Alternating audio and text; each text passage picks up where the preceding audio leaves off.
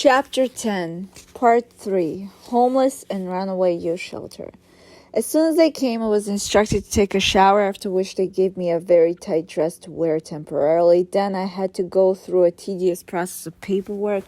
When I was done, I quickly called Murad from their home phone and told him what happened. He listened to me carefully until the end and then said, "That's very good." Finally, they started to take domestic violence issues seriously. "Murad, what is good about this? I have less than a month to figure out where I'm going next." I hoarsely said with discouragement. "Don't worry, Leon. 30 days is enough to figure something out. Just focus on resting and relaxing, and we'll talk to them so that they will send you over to me and I can become your legal guardian. Possibly, I want that there will be a family court to formally get legal guardianship over you." Murad said it with the ultimate confidence that made me brighten up at the idea. I was so elated by that I went into Jesse's office and asked, "Can I move to live with my cousin Murad?" Jessie bounced that question with another as she skewed the features of her face. "How old is he? Does he have a wife and kids?" "No," I said as I distorted my face. "He's 29 years old." Jessie smiled. "Alina, Judge Simon won't allow a minor to live with a grown bachelor man under any circumstances, so don't get your hopes up. Be patient. Let Jamie come in and talk to you where you would have the opportunity to see your options." My countenance mechanically darkened as my hope was simply sucked into a vacuum cleaner. Then she added, "Tomorrow you will go to your grandma's house and pick up all of your stuff under supervision of a police officer. Although we have no idea where you will be, one thing for sure is that you will not remain living with her." Over my first night at my abode, because I felt that I was subjected to so much uncertainty, I was extremely worried about my future. I jumped around the bed in earnest pleas to God, repeating the same old phrase over and over: "God, help." The next morning I was woken up, brushed my teeth, and went into the common area where I saw a man sitting on the sofa reading the newspaper. Seeing me, he put down the newspaper, grinned at me, and asked, "How are you?" I looked at him with distrust, but grinned at him back and bounced back his question. "Are you asking me this because you really want to know the state of my mind and how I feel, or are you asking me that just in expectation for me to say good, for which is another way of saying a greeting hello?" I challenged him right off the bat. "Now that you put it that way, I realize that I didn't really think about the reasons for me asking, but I am caught off guard because now I realize how this question is overused and people are numb to its true meaning. You're smart. My name is Daniel. You must be Alina," he asked, and I thought his answer was impressively direct and sufficient for me. "Yes, what is your job supposed to be? Babysitting me?" I asked without any sense of courtesy. He chuckled without looking insulted and responded, "Not exactly. My job is more complicated than that. I have to take notes of what you guys are doing here and counsel you emotionally in your transition. This place is also called Project Turning Point, and in its implications, it could be very pressing on the youths with which I'm working here." He responded in such an effortless way, as if he rehearsed it prior to seeing me. After this first interaction, I felt a peculiar sense of comfort despite the feeling of being bombarded with worry about what was next for me. Daniel had breakfast prepared for me on the table, and I greedily devoured it. I barely ate the night before. After I finished, he asked me to wash the dishes, which I did. In a matter of business, he stood over me as his hands were put inside his pockets, saying, "Today we have a lot to do. We need to go to the Spring Valley Police Department and get you an officer to come and escort you to your grandma's house to pick up your stuff. So let's get going." I felt extremely awkward about the idea. I really wanted to abstain from that experience. If it was held, but I had no choice in the matter. We drove to the police department where I previously was judged by Judge Simon, and Daniel did all the talking. We waited for some while, and some sharp-looking police officer in black sunglasses and tall in stature came out of nowhere to greet me. "Are you Alina?" he asked as Daniel and I stood in front of him. "Yes," I grinned, eased to know that I would have an intimidating-looking officer with me. I will be taking you to your grandma's house. Try to limit as much conversation with her to avoid any possible friction between you two. Take as much time as you need to pack up all of your stuff, he instructed me with an aged authority that extremely appealed to my senses. Then he turned to Daniel. After she will be done, I will take her back to the shelter. You don't need to come with us, sir, the officer said, and I felt like a queen guarded with a high level of security.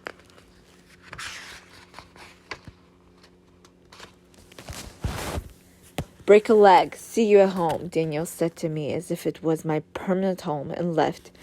The funny part is that the security was for the purposes of protecting my grandma from my maliciousness.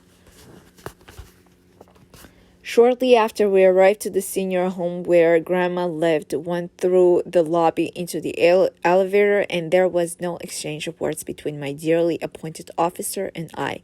He just stood uprightly inside the elevator with his hands crossed together in front of him, waiting for the elevator door to open to the floor where Grandma lived, and I was intrigued by his curious demeanor. After the elevator door opened to the 6th floor, we both walked to the apartment like two marching soldiers, and he took the initiative to knock at my grandma's door.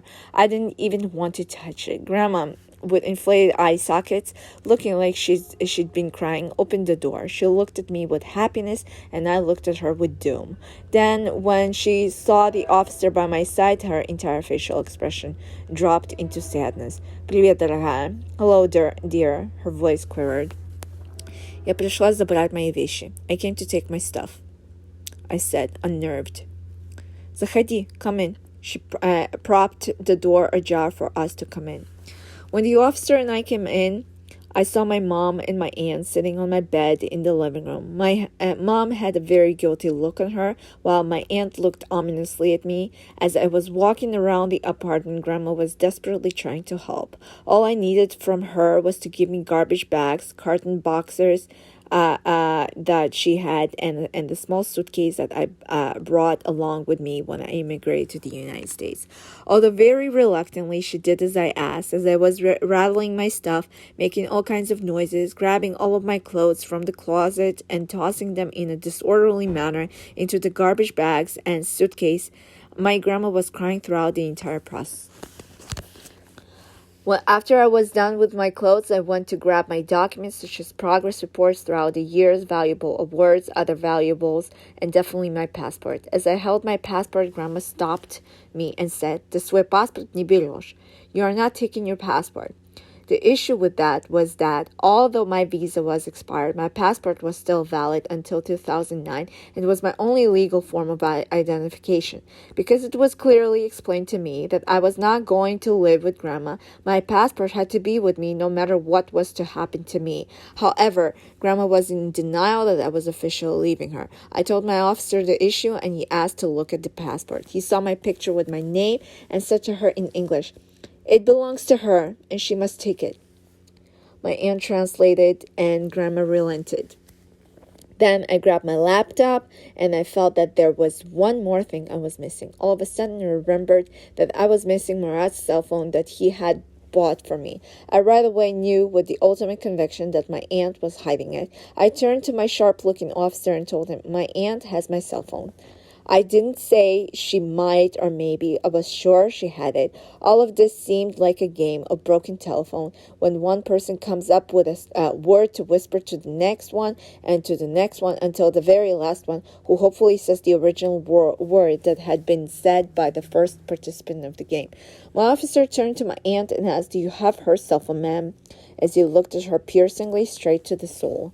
Her 30-year-old boyfriend bought it for her. My aunt answered in an indignant defense, hoping that because of the age gap and the accusation that Murat was my boyfriend supposedly, it made it right to confiscate it from me. «It doesn't matter who bought it for her, ma'am. It's her illegal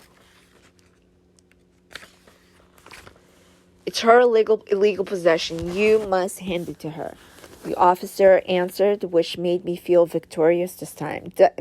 There's a Russian saying, "Смеется тот, кто смеется последний." The one who laughs is the one who laughs last. And this time I was laughing last inside and feeling victorious over my aunt. My aunt submissively handed it to me from her back. Then I thought aloud. Clothes, documents, awards, retainer, laptop, phone, and valuables. I think I'm set, officer. Very well then, let's get going. He said it as he helped me grab all of my stuff, exposing his attractive masculinity in the act. I turned towards the door first without looking back, while Grandma was still crying in hysterics, and the officer followed behind me. That was the last time I ever saw my grandma or my aunt to this very day. When I was brought back to the shelter, I was told that I had to change my provocatively tight dress to my own clothes.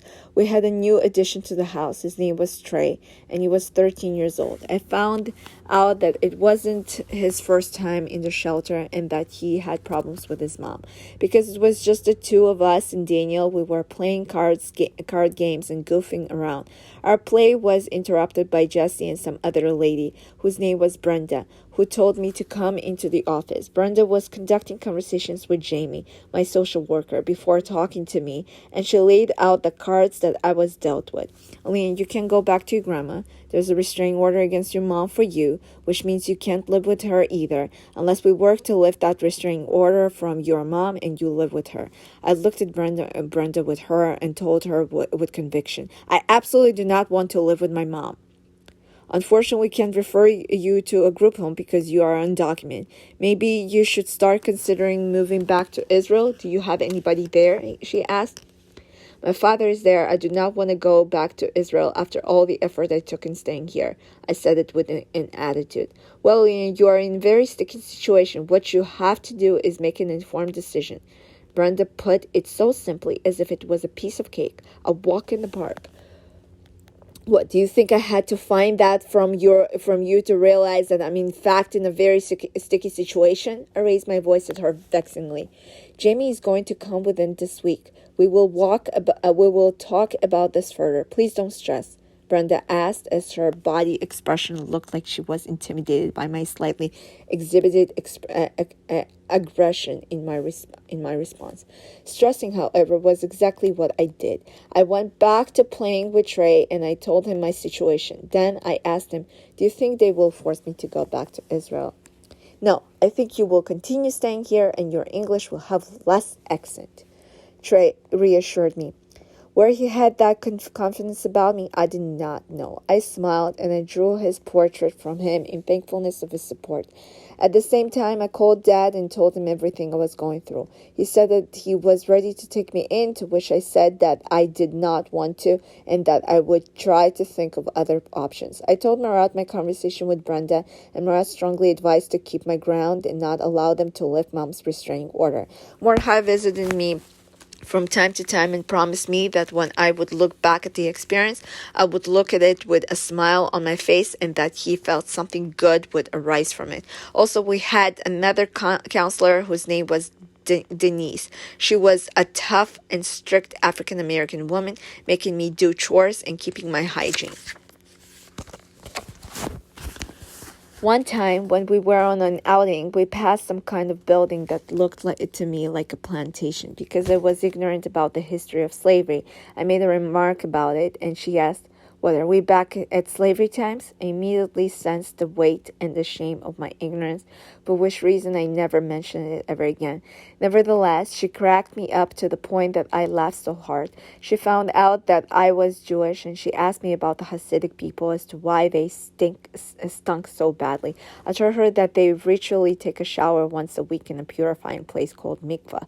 She continued making fun of them, to which giggles I joined. Although I was in deep stress and in tireless prayer for God to help me, the counselors took us to places to refresh our minds from our problems. They continued to emphasize that our problems wouldn't solve themselves even if we were to continue to feed on our worry. I caught Jessie smoking outside and told her that I couldn't handle the uncertainty. God never gives you what you can't bear. Besides, what goes around comes around in regards to your end, don't you think? Jessie answered in another form of reassurance, greeting my mind churning. Wouldn't you remember us when you become famous and rich? Jessie spontaneously asked after a pause. Why do you think I would get to that level? Do you really believe that my situation would solve itself out? I asked doubtfully. Girl, you're brilliant and strong, and you have a powerful story. I have no doubt that something will come through for you, Jessie responded, and I was marveled with her supreme sense of optimism. A week passed and Jamie finally came to see me. I was summoned to Jessie's office and the three of us started to talk. Jamie knew my situation very well. For some reason, in her paperwork, not only did she have the restraining order against me for Grandma, but she also had the paperwork of the restraining order against Mother for me. The nasty colored pictures of me being beaten up by her and Mother's police report. She gave me the copies of Mom's restraining order and Mother's police report too and told me to hold on to them. Then she went straight into the core of the problem. Do you have any relatives in the United States that you think will take you in? I know that you don't want to go to your mom, can't go to Grandma, don't want to go back to Israel, and can't go to a group home due to being undocumented. I thought of Willie and then dismissed even the thought of it. Then I thought of Willie's son, Igor, but first of all, the problem was that I didn't have his contacts, and I would definitely not bother asking Grandma to get them to me. Second of all, I was almost convinced that he would not want to take me in, even if I successfully had reached them anyway. And besides that part, I was tired of the possibility of being mistreated by my family members. While going through all of the possible options, I was overwhelmed with the feeling of abandonment and the fact that I have so many family members but still turned out to be homeless. All of a sudden, like lightning thunder struck my head, I flashed back to the moment of being inside Hannah's room, my California friend, during 8th grade, when she was excitedly describing the conditions of us living together and how we would share the space of her humble abode. I remembered how I said in response to it, "It's a dream, Hannah," and she unwaveringly responded back to me, "No, Alina, this might just happen. We would be like family." Oh my God, why did it take me so long to think of it? I thought to myself as I snapped back into the present thought, touching my cheek, while Jamie was patiently waiting in anticipation for a response. To come to think of it now, I do have a friend whose mother offered me to live with them when I was in 8th grade in California. I responded in a most clear-headed and explicit and excited manner. After hearing that, Jamie quickly grabbed a piece of paper and a pen, asking what's the mother's name. I didn't have to think for long, and I answered, Patricia Gaston. What's her phone number that she can be contacted by? She continued asking. This time I had to think. Hannah had called me once suddenly in my freshman year of high school. I had her phone number in my phone book. The number wasn't coming easily to me, but all of a sudden, like another thunderbolt, lightning in my head, I remembered the exact numbers of Hannah's phone number. We called each other so often when we were friends that it was ingrained in my long-term memory, despite the fact of not being in contact for so long. Our friendship was one of a kind. I gave Jamie the number. After she jotted it down, she said, "I will call to ask Patricia if she is willing to take you in. If she is, the next step would be to ask for your mother's verbal consent. I will let Jessie know if Patricia agrees, after which I will give your mom a call and let Jessie know if she agrees to let you go either. How does that sound?" "Stellar," I said, although slightly discouraged about the part of mom's consent. Immediately after the conversation, I called Murat and told him to call Patty and Hannah, let them know my dead end situation, and ask them if their offer to take me in still held. I didn't want to call myself in that request because I felt like I would sound desperate. It had been a while since I had kept in touch with them, and I didn't want to face the possibility of straight denial. Murat called Patty, then called me back and said that she agreed. He was impressed himself that she did without even thinking twice about it, but he told me that he wanted Patty to become officially a legal guardian through a family court. I felt so much happiness as a major surge of relief of some glistening hope rushed through me. I called Patty and cried in return for her graciousness, but because it wasn't still final, I repeated that it would be a dream. She confidently replied that this time she believed it would be a reality and encouraged me to just stay in prayer to God. Her voice through the phone sounded so soothing and uplifting, which felt like it was exactly what I needed at the time. After talking to Patty, I called Mom and told her that my social worker would call her in request of her consent to let me to live with Patty. I really felt that Mom was not going to mind, and that was why I decided to confront her directly. Mom said through the phone that she had no problem with that. Shortly after, Jessie approached me and told me that Patty said yes and Mom said no. At that moment, I knew as the sky is blue during the day that Mom had time to consult my aunt, who influenced Mom with that decision. I told Jessie that Jamie should meet Mom face-to-face with a translator to lay down my circumstances for her and try to influence her decision one more time. In one of the next couple of days, Jessie summoned me to her office and told me that Jamie was on the phone and would like to talk to me. My heart started pumping in anxiety and anticipation for what she had to say. Alina, your mom is here with me, and I'd like you to talk to her. She put the request in simple terms. Is my aunt there too? I asked, screaming in anxiety as if I felt her presence. Yes, your aunt is here, Jamie replied. Ask her to leave now.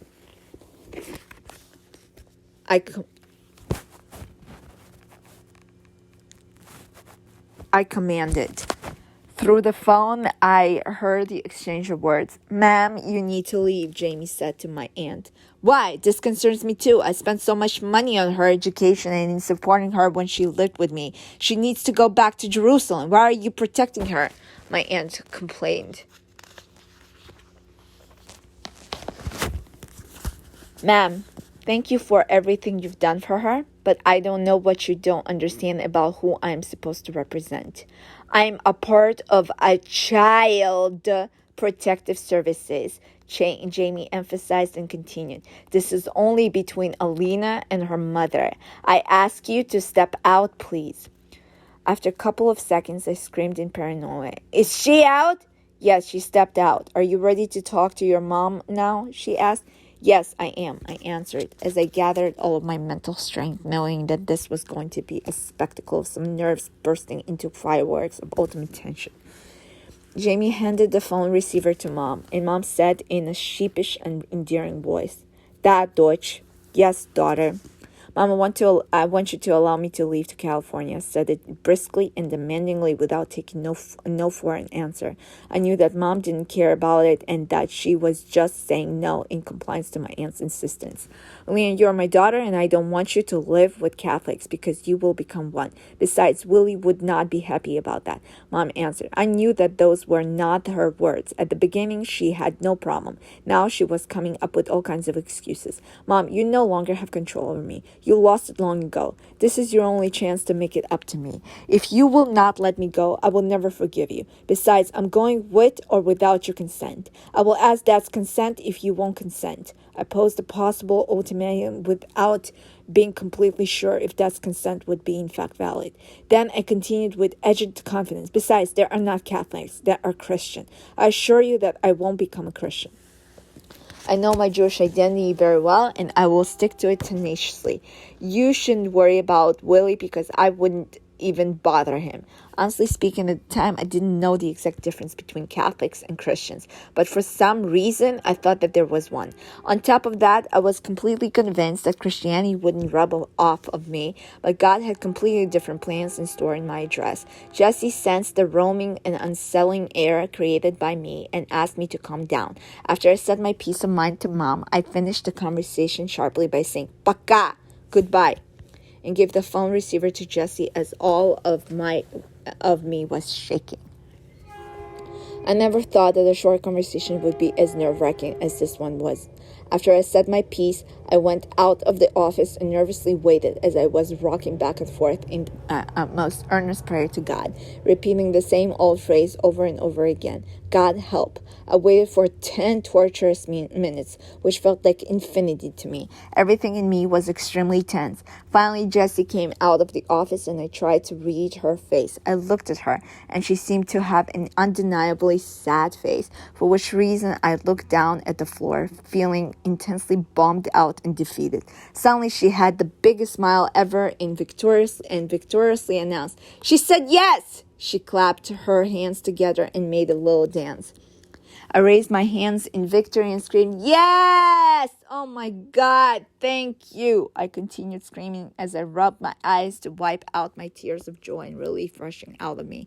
Jamie told me that she was saying yes, no, and finally said yes. "Alina, but you are not free yet. You have to stay for the court on August 30th. We have to tell Judge Simon what we have arranged for you. Don't worry, he will approve as long as we check in on you for some period to make sure that you are doing well. You better not fly to the cousin you have mentioned before. But get your flight tickets on September 1st, please, as soon as possible," Jessie pleasantly informed. "I'm so excited for you, and congratulations." She concluded her little speech. By far, this was Mother's best decision regarding me that she could have ever made, and I was extremely and indescribably grateful.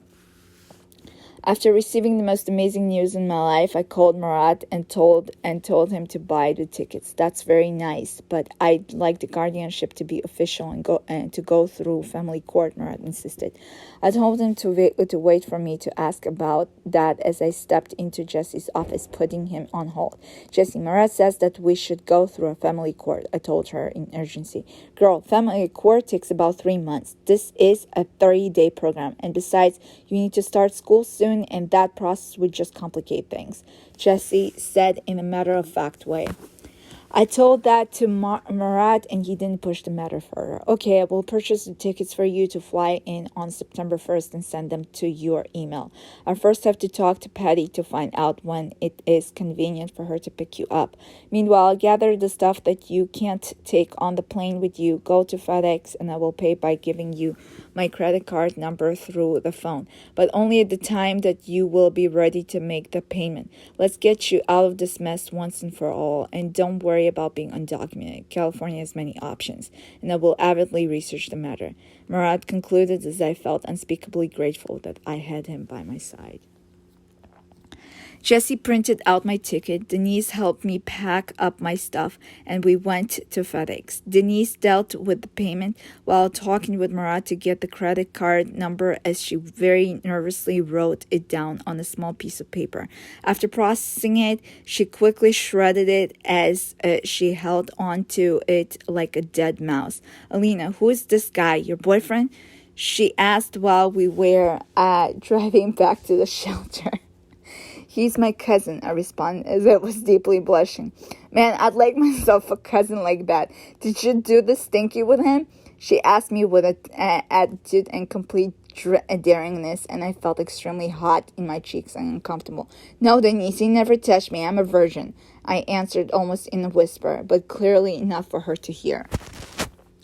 "I sure hope so," Denise said with authority. August 30th arrived. We went to the court, and it was unbelievably a breeze. I stood behind the podium as usual. Jamie, Jesse, and my public defender stood all beside me. "Does the girl have a place to go?" Judge Simon asked it plainly. "Yes, we got her mother's verbal consent. She's going to live with her best friend's mother in California, Patricia Gaston. Here's her address," Jamie responded to him. "That sounds reasonable to me. Please make sure to keep in contact with her until she settles in. The case of her allegations will be dismissed in a year if she will not get into any further trouble."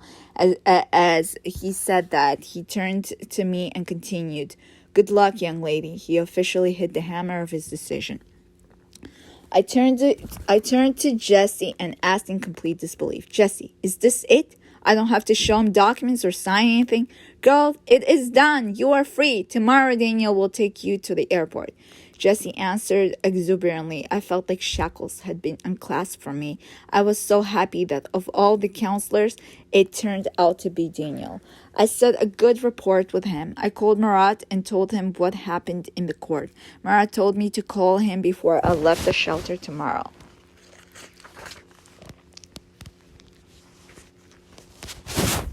The next morning, I was ready to go and called Marat as he asked me, "Are they going to write any document of releasing you to Patty? Don't you think there should be some kind of formality about this? What's the problem with them anyway?" Marat said it scornfully and agitatedly. I relayed to Daniel Marat's dissatisfaction, and he completely agreed. There was another lady there who got the letterhead of the shelter and jotted the following down. "To whom it may concern, Smiley Face has been residing with our faculty Project Turning Point for approximately a month due to some family issues. She's being sent to who will become her legal guardian. The individual's name she will be going to is Patricia Gaston. If there are any concerns, please do not hesitate to contact our faculty at the number below." After it was signed with the ultimate closure of things and the start of a new beginning for me, I deeply sighed and grabbed the document, after which Daniel and I set to our road. While driving to the airport, I asked Daniel if he would ever live in California, and he said that he wouldn't because of the earthquakes.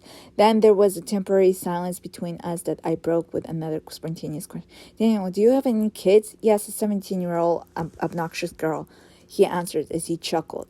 I looked at him and was completely surprised to know that he had such an old kid, about my age, because Daniel looked extremely youthful.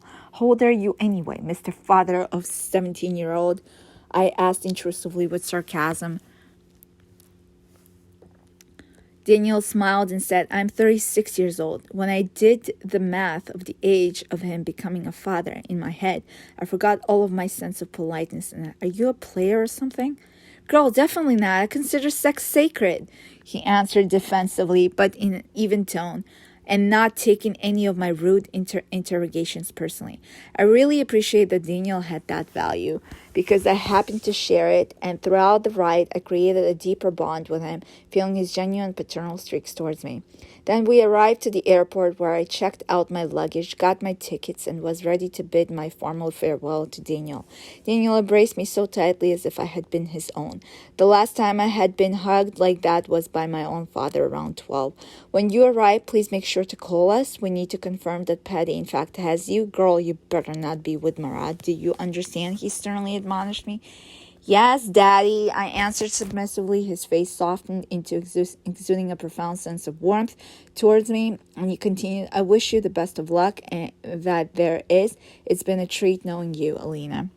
"It's been a treat knowing you, Daniel," I answered, as in the back of my mind, I was extremely baffled by the complete stranger's care and worry towards me. After that, I turned around to catch my flight, and this time, I didn't have to clutch the passport with so much fanaticism like before.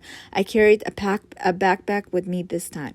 I simply used my school ID for identification, which was acceptable because I was moving within the country, and the flight was 6 hours. On top of that, because of my frequent migrations, flying was no longer a daunting experience for me. I was a pro at it.